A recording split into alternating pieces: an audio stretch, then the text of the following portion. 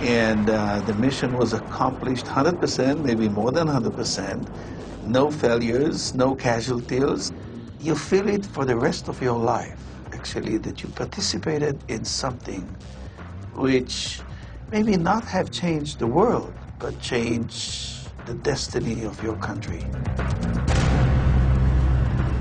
In Israel, it was seen as proof that a unilateral strike could work against a nuclear threat. But at the time, we should remember, the whole world condemned Israel for doing this. From the Europeans to President Reagan, only to agree years later how far-sighted Prime Minister Begin of Israel was by ordering our Air Force to destroy it.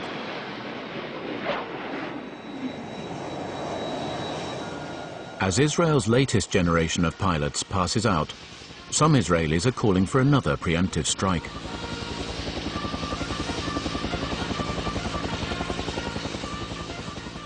The point with Iran is very simple. Iran is determined at this moment to achieve nuclear capabilities. It has the scientific infrastructure, it has the resolve and the money. And it's not easy to stop Iran.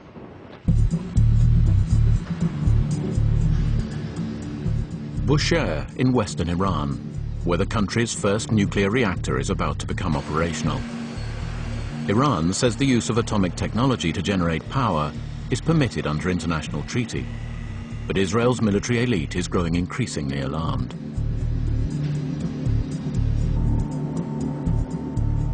In the 90s, we realized that they had a clandestine military nuclear project.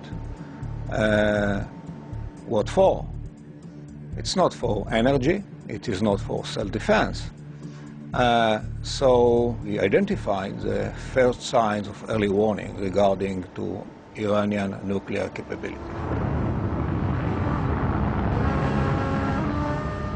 Israeli intelligence have kept a close watch on the inheritor of this long-term project, Mahmoud Ahmadinejad, since he came to power last year. They know relatively little of his early life. He trained as a civil engineer, and after Ayatollah Khomeini came to power, he joined the Revolutionary Guard.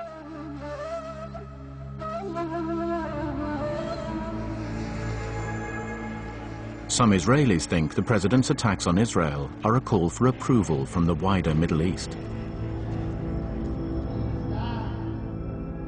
All the statements against Israel and rhetoric about the denial of Holocaust, I think they meant to make the Iranian nuclear issue appear as the problem of Israel.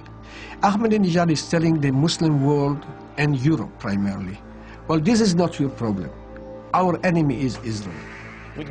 After cartoons satirizing the Prophet Muhammad were published around the world last year, the Iranian newspaper Hamashari has run a competition of drawings on the theme of the Holocaust.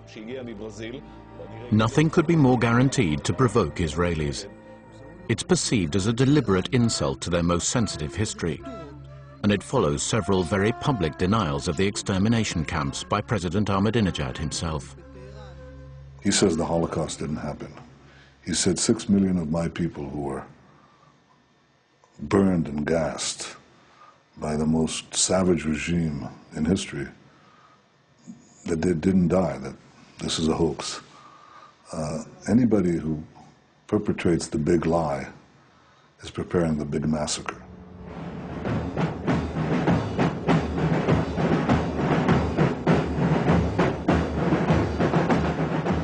Israel has monitored Iran's military ever since the 1979 revolution. Their closest attention is now given to the series of longer-range missiles devised in Iran, based on North Korean prototypes. They had already developed a missile called Shiab-2 with a range enough to cover the distance between Iran and Israel.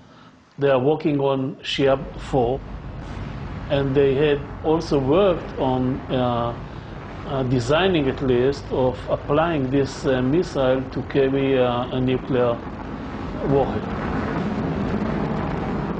According to reported Israeli intelligence, the newer versions of the Shihab would reach not just Israel, but Western Europe. A nuclear warhead is something which is effective against cities, against populated areas. And there is no difference between a city like Tel Aviv or maybe Hiroshima.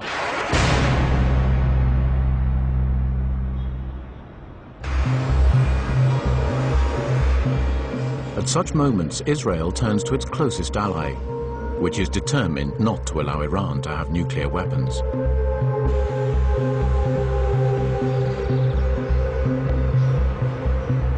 Washington does not believe that Iran is in the business of peaceful nuclear energy. It's not ironclad, but there's a pretty strong circumstantial evidence case that they have a nuclear weapons program.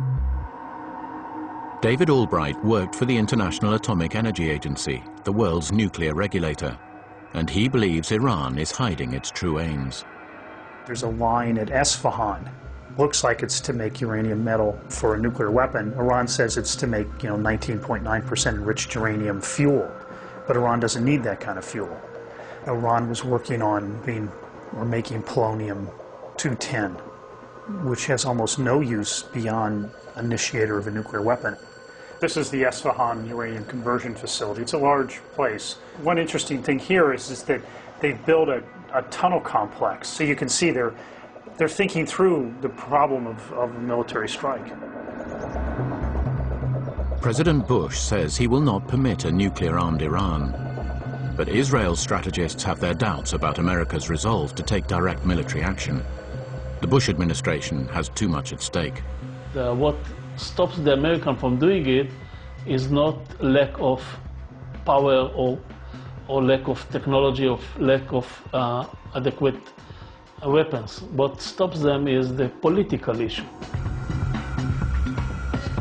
To the Israelis, this is the dilemma.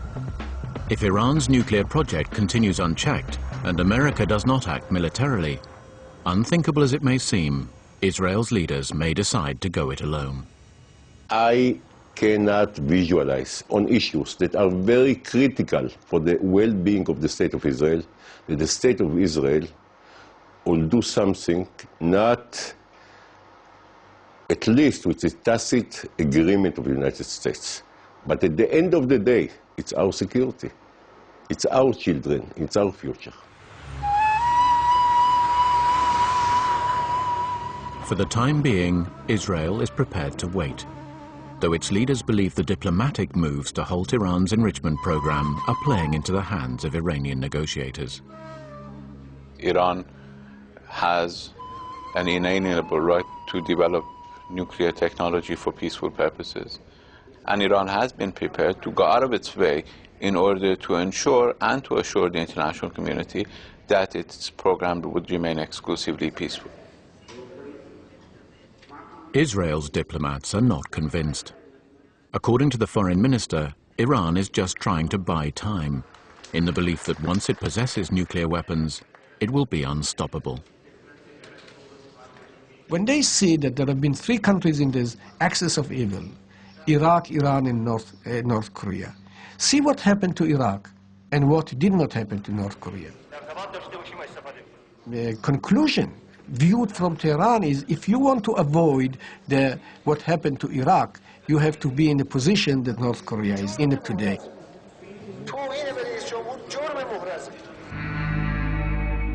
Much depends on Israel's assessment of how far Iran has progressed at Natanz, its heavily guarded uranium enrichment center. The plant is based on 1970s technology bought in the 80s on the nuclear black market. It houses lines of centrifuges which spin uranium gas at 1,000 revolutions a second to make fuel for nuclear reactors. The more centrifuges in a line, the quicker the gas can become weapons-grade fuel. This spring, President Ahmadinejad organized a theatrical set piece to announce a breakthrough to the world. Iran had enriched uranium to the low grades required for reactor fuel. I am officially announcing that Iran has joined the group of those countries which have nuclear technology. This historic achievement is the result of the Iranian nation's resistance and is the beginning of greater and greater progress and success for the country.